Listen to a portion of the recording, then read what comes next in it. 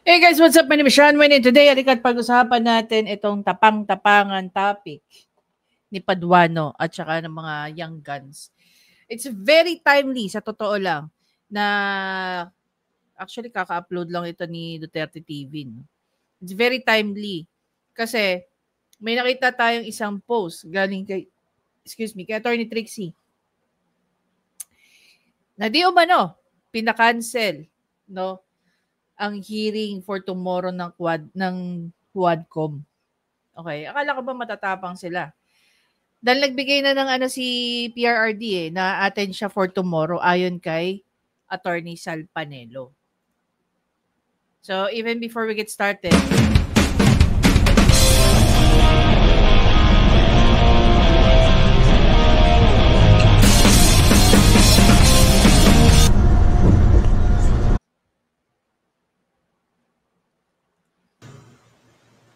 okay guys, according to Attorney Sal Panelo, kagabi lang to, 2 days ago. Galit na galit daw itong si Congressman with regard daw itong si Congressman with regards. Congressman with regards. Sabi ko sa iyo, walang S. Si Paduano yan. Ang with regard. Paulit-ulit ka naman with regards eh. Tuloy,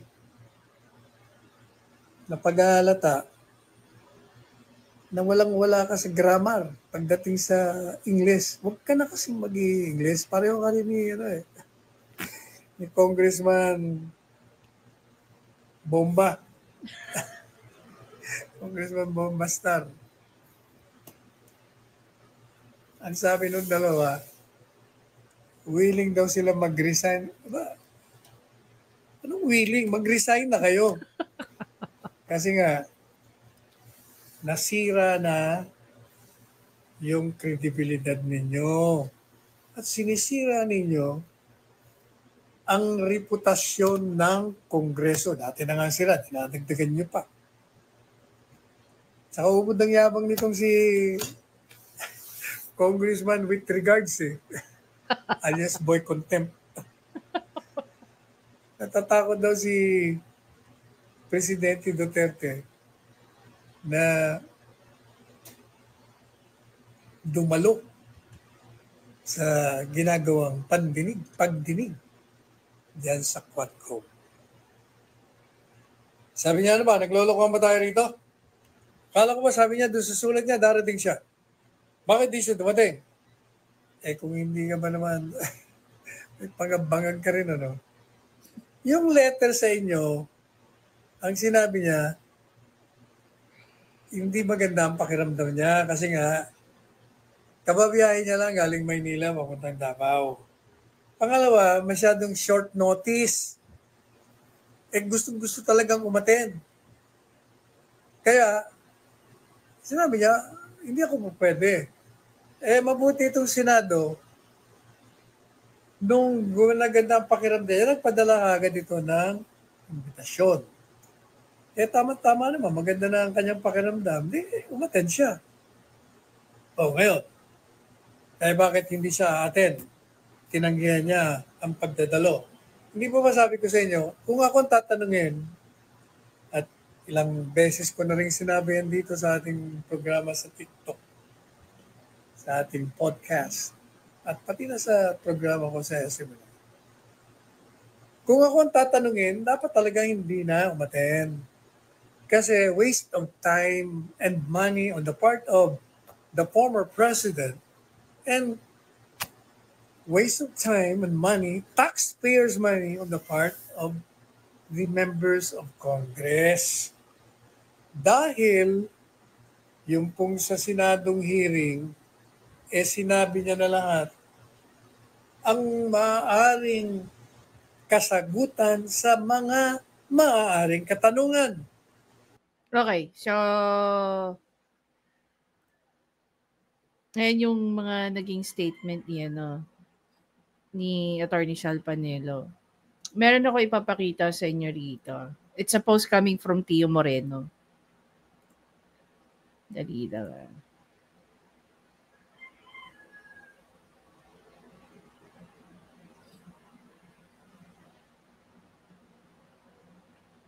Actually, may statement na sinabi rin si Attorney Sal na darating na nga daw si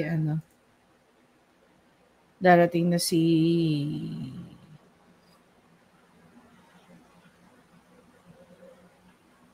saan na kaya yun?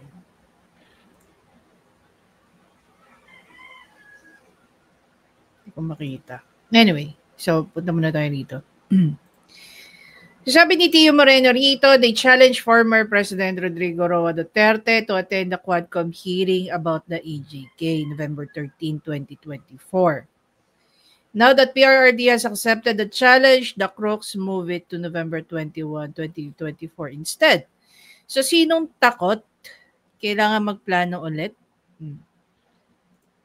So, ayan dito, sumulat sila. Committee on Dangerous Drugs, blah, blah, blah. Notice of rescheduling of 11th joint public hearing. Ayan, sir, please be informed that 11th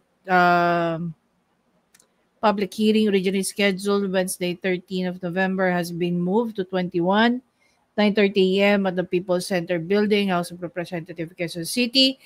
We apologize for any inconvenience this may have caused on your schedule, but rest assured that we will keep you informed of any further development. Thank you for your understanding. If you have any inquiries, please feel free to contact the undersigned or the Secretariat through our email. Very truly yours, Ace Barbers, lead chairperson. Okay, so ang nagpadala ay walang iba kundi si Lead Committee Secretary Arturo Catarata. Okay. So, yeah, obviously, 'di ba? Sabi dito ni Tio, kailangan nila magplano ulit, hanap ng bagong bayad na witness, mananakot ulit ng resource person, mag-aaral about law, kasi baka kahit Rule 14 in relation to Rule 21 of Rules of Court, nga na naman sila. Sana nga hindi nga no. Ngayon, balikan natin itong si Duterte TV. So yung pagsisigaw-sigaw dito nila Paduano, tsaka ng Young Guns, ano masasabi niyo na ngayon? Na nung kinasahan sila ni PRRD, bigla nilang binago ang kanilang schedule. Kung hindi tayo naglulukan dito, ay ano? Natatakot siya? Na pumunta dito? Ay sabi si Chairman, that's why my first motion was to issue a show cause order for Attorney Delga. Yung attorney yung binigyan ng show cause order. Tatamang-tapakan to si... Tama ba yon? Na yung abogado ang dapat bigyan ng show cause order. Kaya natanungin ko, yung abogado, messenger lang ni PRRD. Ang gusto nila si PRRD ang pumunta. Pero yung abogado, ang gusto nilang bigyan ng show cause order. Kaya tinatawanan sila ni Duterte TV. This is how stupid they are. Diba? Parang ganito lang yan kasimple. Sabi mo sa katulong mo, Be, dali mo tong sulat na to. Bigay mo sa kanila. So yung katulong mo, messenger mo lang. Diba? Ngayon, dahil hindi ka pumunta at pinadala mo lang doon sa messenger mo yung sulat, yung messenger mo na ngayon ng pinuputukan. Ganyang katapang at kayabang at kabobo itong si Congressman with regards. Diba?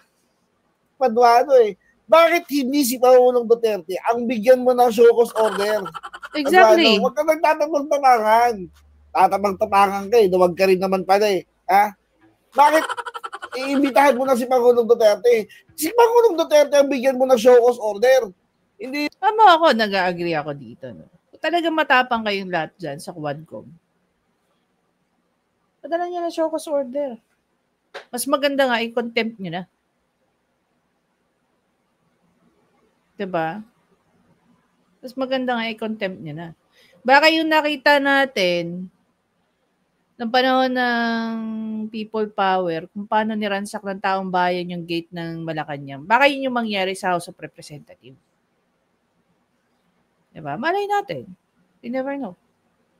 Kasi maraming supporter ng mga Duterte ang tahimik lang Hindi maingay online Pero magugulat kayo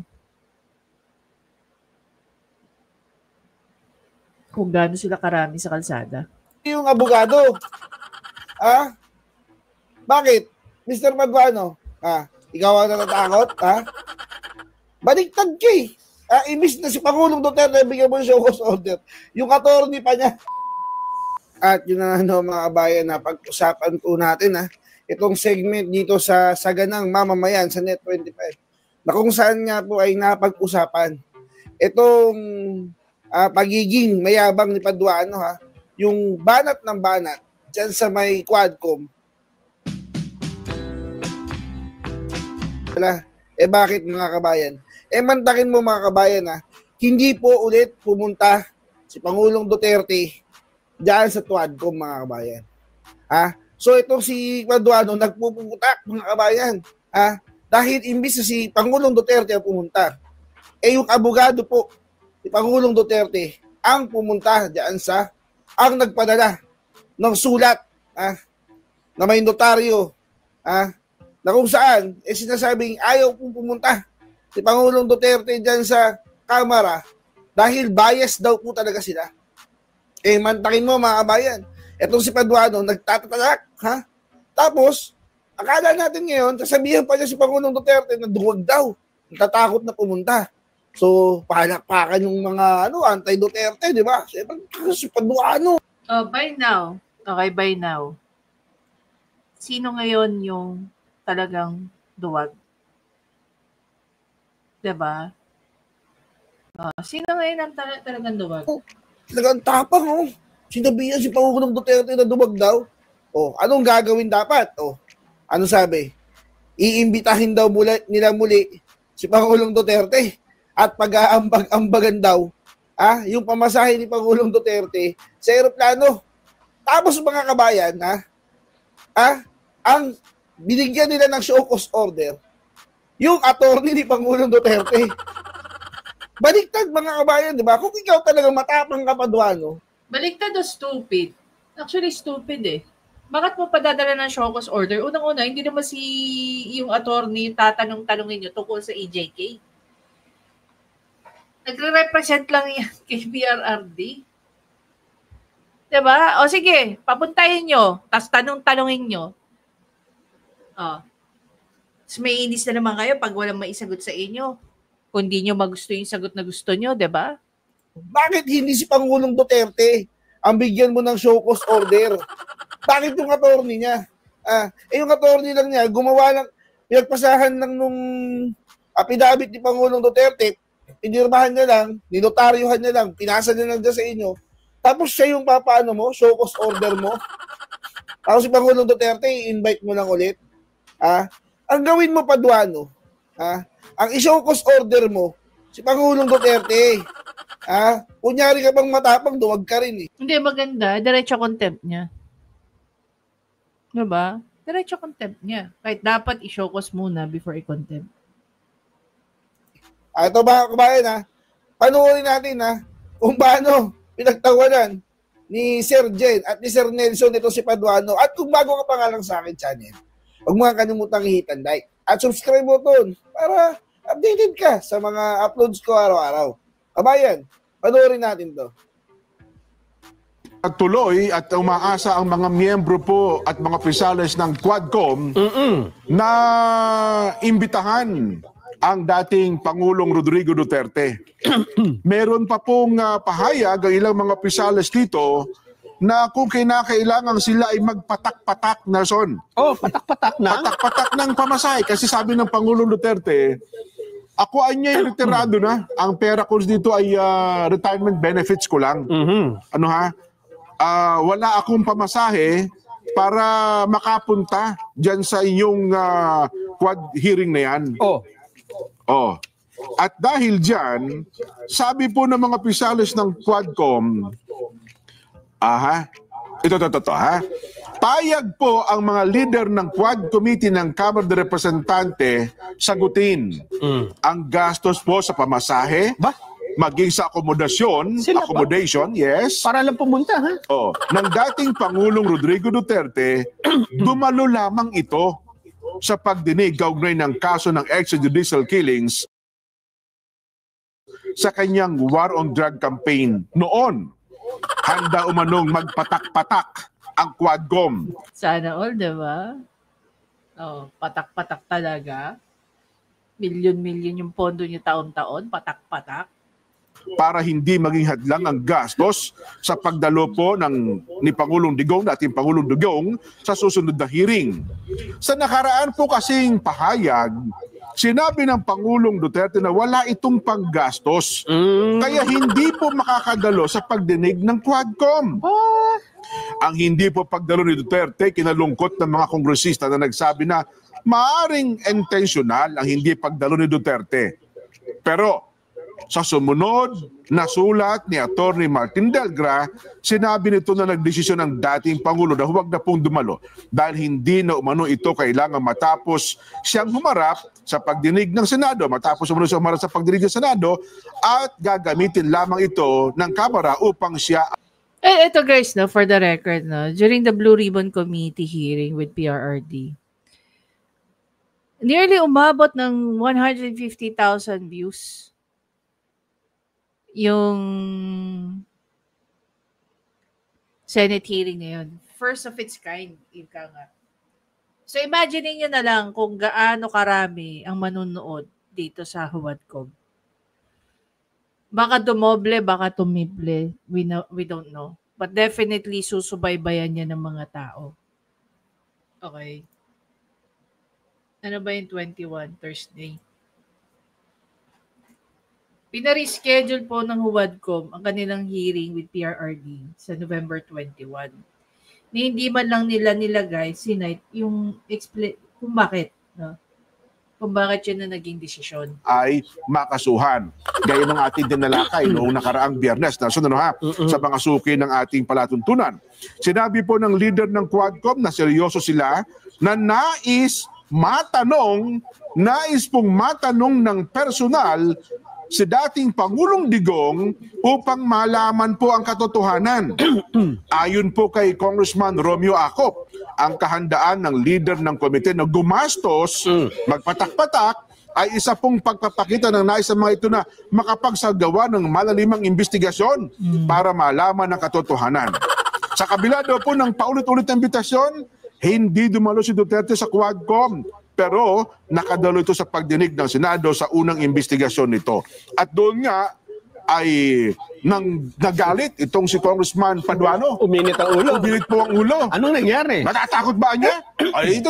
Panood natin. Pero meron siyang statement? Meron pong statement si Congressman Paduano. Ito nakakatawa rin itong dalawang to, no, pag nag-uusap. Yung kanya-kanya silang sulsulan. Yung kanya-kanya silang what do you call that? Yeah, well, basically in Tagalog, you call that sulsulan, di ba? So, lalo nilang ini-spice up yung conversation nila tungkol sa isang topic. Ukol doon sa hindi pagdalo ng dating Pangulong Duterte sa Quadcom. Pakinggan natin. Kongkarams, banat. For the Honorable Committee scheduled tomorrow, rest assured of my client's willingness to appear before the House of Representatives on some other available date, preferably after November 1, 2024. And for the record, Mr. Chairman, the invitation that was sent to the former President and was answered by Atty. Delgra was before the presence of the former President in the Senate. And he has promised us, this committee, through his letter, that after November 1, he will be present in today's hearing.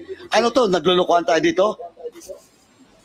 Well, in fact, I will not discuss and argue with our colleague, Congressman Kit Flores, with regards to the content of this second letter. But, malinaw po, Mr. Chairman, na naglulukuhan tayo dito. Naglulukuhan tayo dito because the first letter promised us that he will be present after November 1. Kung hindi tayo naglulukuhan dito, eh ano, natatakot siya na pumunta dito? Eh, so, Mr. Chairman, that's why my first motion was to issue a show cause order for Attorney Delga to answer both letters. And, Mr. Chairman, and I would like to reiterate once again that we should invite again the former president to be present in the next hearing. Yung attorney yung binigyan ng show cause order. Di ba? Napaka-stupid. Yung messenger yung gusto mong show cause order, tapos magtatanong ka ng mga bagay-bagay sa kanya. And then at the end of the day, hindi mo rin makukuha yung sagot na kailangan mong makuha. Diba? Again, it's a matter of asking the right questions to get the right answers.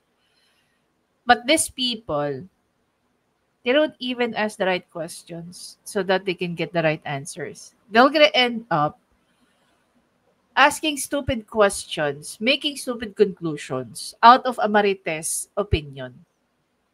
Diba? As their source. So ngayon, paano mo masasabi na lahat ng mga sinabi ng mga prior resource person na credible yung kanilang mga pinagsasabi? When in fact, itong mga to, naniniwala sila sa mga simpleng chismisan lang. Diba? Tatamang-tapangan to si Paduano eh. Bakit hindi si Pangulong Duterte ang bigyan mo ng show cause order? Paduano, huwag ka nagtatamang-tapangan. Tatamang-tapangan ka eh. Huwag ka rin naman pala eh. Ha? Bakit iimbitahan mo na si Pangulong Duterte? Si Pangulong Duterte ang bigyan mo ng show cause order. Agree. Hindi yung abogado. Agree. Ha? O, natatakot? Ha? Baliktad ka eh. Imbis na si Pangulong Duterte bigyan mo yung show cause order. Yung attorney pa niya.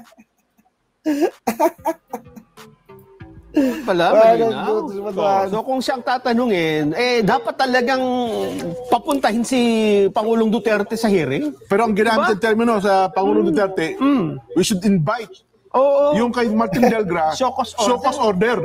Ano ba kakaiba? So, cause order niya si Attorney Martin Delgra para ipaliwanag yung kung bakit hindi testamento ng kanyang kliyente. And then dapat ganun din kasi yun ang mismong hindi pumupunta, di ba? Bakit yung abogado, show cause order, yung mismong tao na hindi pumupunta, invite lang. Oo. Di ba? Dapat nga di ba, nagdadrive ka dyan. Nakuha ka ng, illegal ka, di ba? Ayaw mong pumunta sa LTO, show cause order ka. Siyempre. Hindi yung abogado mo, di ba? parang mali si Paduano doon. Bakit yung abogado ang show cause order? Pero yung mismong tao, di ba? Yung mismong taong hindi pumupunta, ang dapat i-show cause order o i-contempt na kung gusto nyo ay si dating Pangulong Duterte. Sana. Exactly. Baka naman hindi niya kayang gawin. Kaya nga tinutulan niya ni Atty. Kate Flores, pero ng bandang huli, nung hindi na nandigan, sige, bayaan nyo na, isusokos, i-ano nyo naman pala si Atty. Martin Delgra. Pero, anyway, Dapat di ba mga kabayan? Baliktad yung utang nito ni Paduano. Imbis na i-show cause order si Pangulong Duterte. Ang show cause order, yung attorney. Gusto mo, Mr. Paduano, natatakot ka ba na hindi mo kayang i-contempt si Pangulong Duterte? Pag hindi mo ma-contempt, nagsisigaw-sigaw ka dyan, i-contempt mo. Bigyan mo ng sampina, tapos i-contempt mo. Nang makita natin ang hinahanap niyo sa Quadco, baka magulat kayo, mapuno ang EDSA. Baka magulat na lang kayo saan naggaling yung mga tao. Yeah. Ako personally, gusto ko yan. Gusto ko yan. Yung biglang bumulagta magulat sila pare-pareho. 'Di ba? Magulat sila pare-pareho.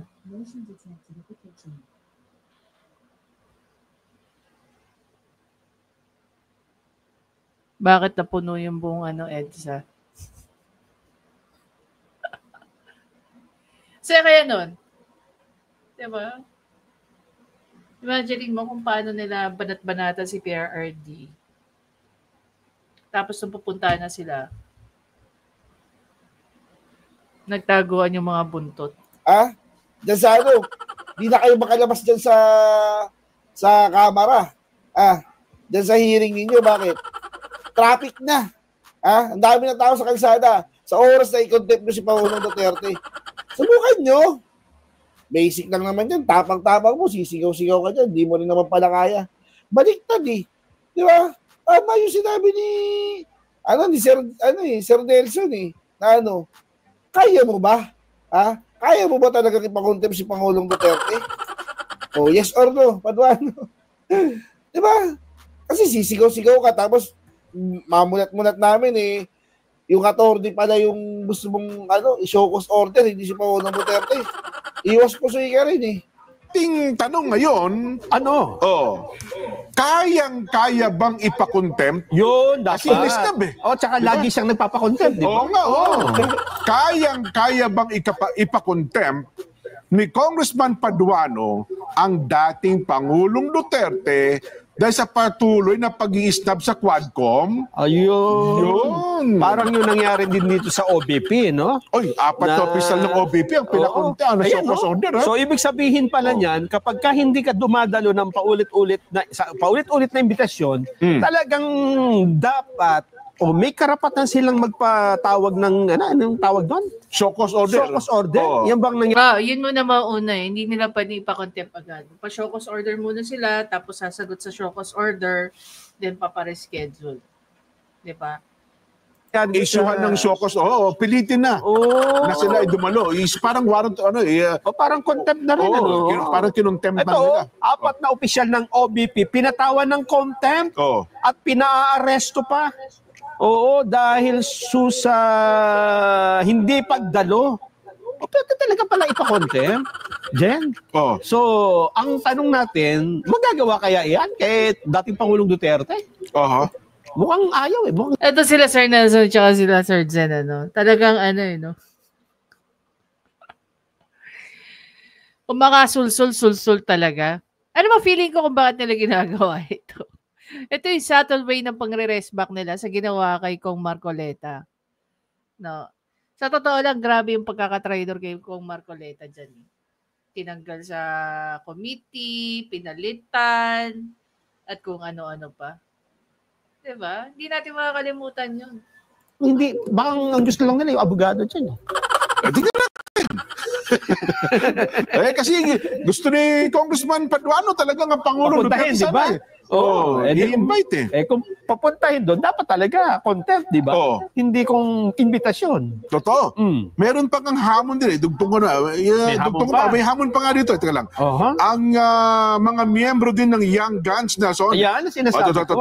So, Young Guns versus... Eto, natawa ako dito sa comment ng Young Guns.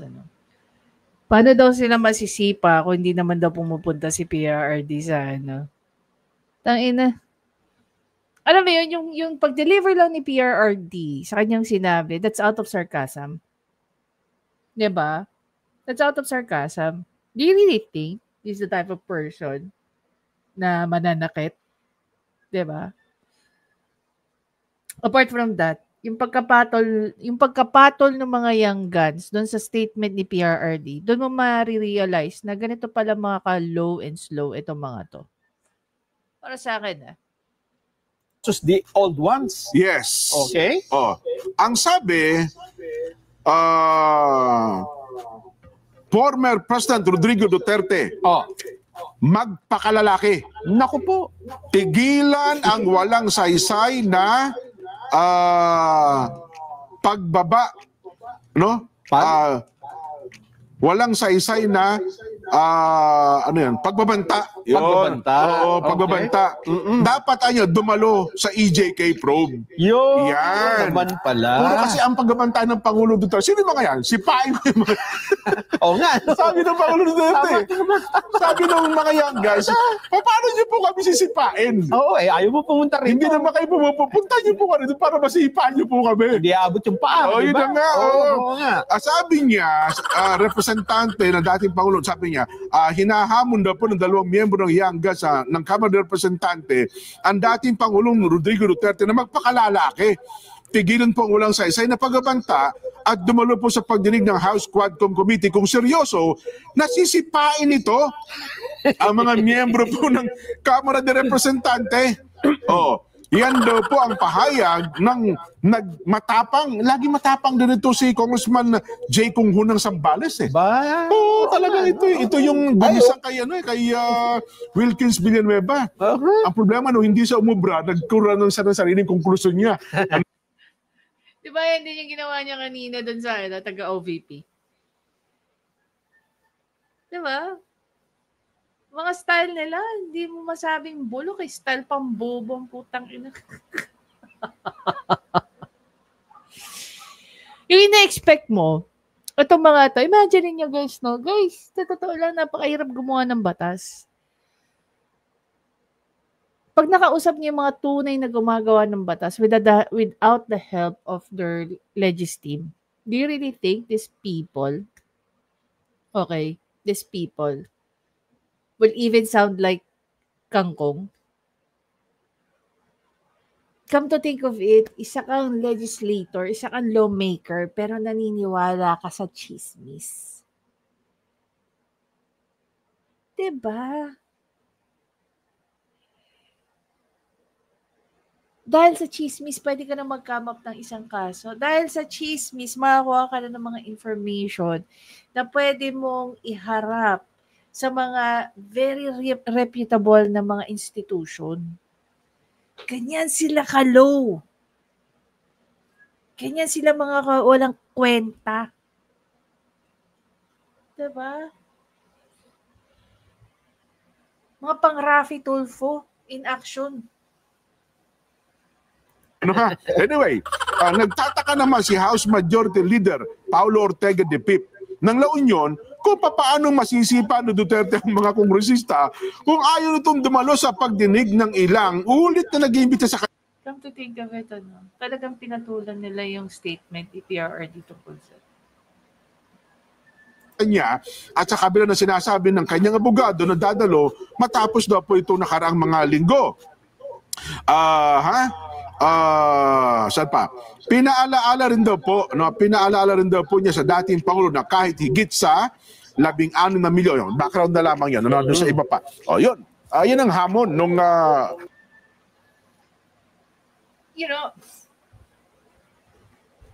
sa totoo lang, yung pagpapanood natin ng Huwadcom, it's really for entertainment na lang sa atin eh.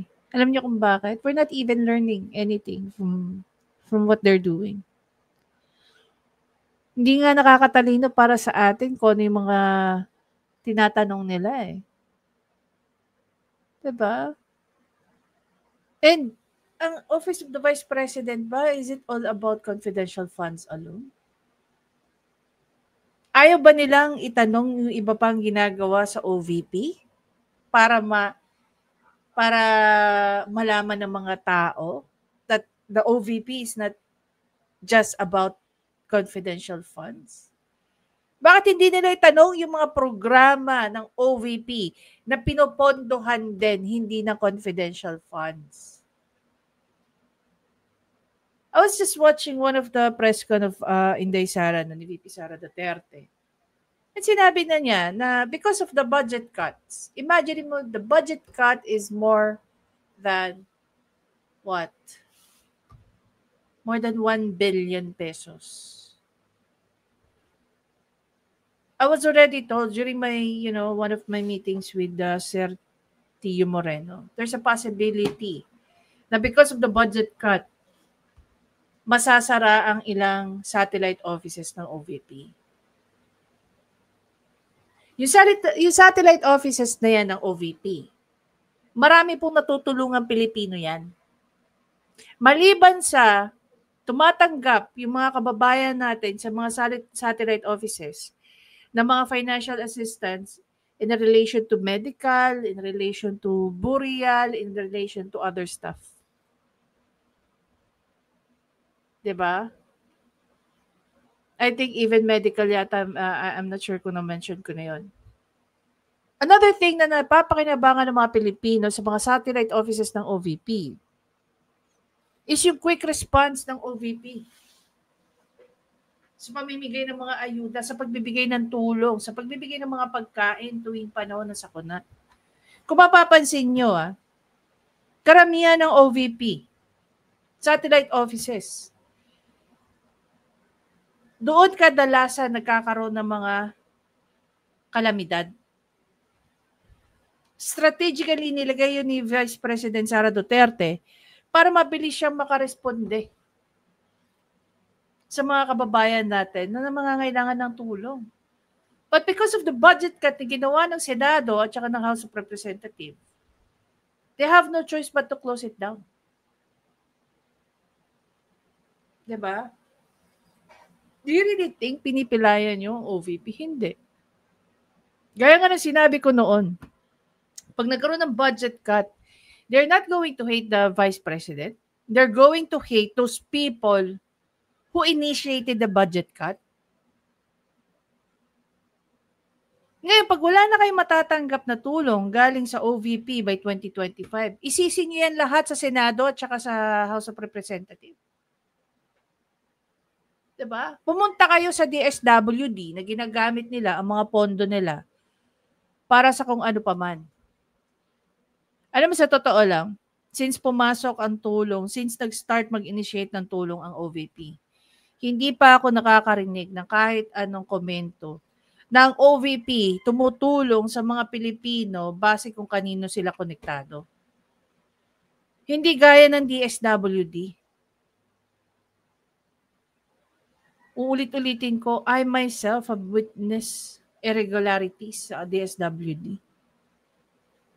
Kaya pinagpapasalamat ko na may mga serbisyong binibigay ang OVP na sana malinis na ginagawa ng DSWD. Tingnan nyo nga yung tupad. Tingnan nyo yung AKAP, AIX, CARD, and so on and so forth. Ilang tao ang nababago ang buhay niyan? May naitatawid, oo. Ayaw na nila magkaroon ng pondo ang OVP dahil hindi sila makahirit ng kupit. So kung ano yung nilatag mo sa OVP, lahat yan dumediretso sa mga dapat mapuntahan. Itong mga ulol na to, itong mga nataga-Quadcom, yan sa Committee ng Good Governance, kuno. Sa totoo lang, kinikilabutan ako sa sa members ng ng Good Governance. May kapal sila ng muka, humarap at pag-usapan ang good governance. When in fact, ilan sa kanila involved sa kaliwat ka ng anomalya. No? Yan si Suarez, may kaso yan eh. Hindi ko lang alam kung pending ba o dismiss na yung kaso niya sa ombudsman.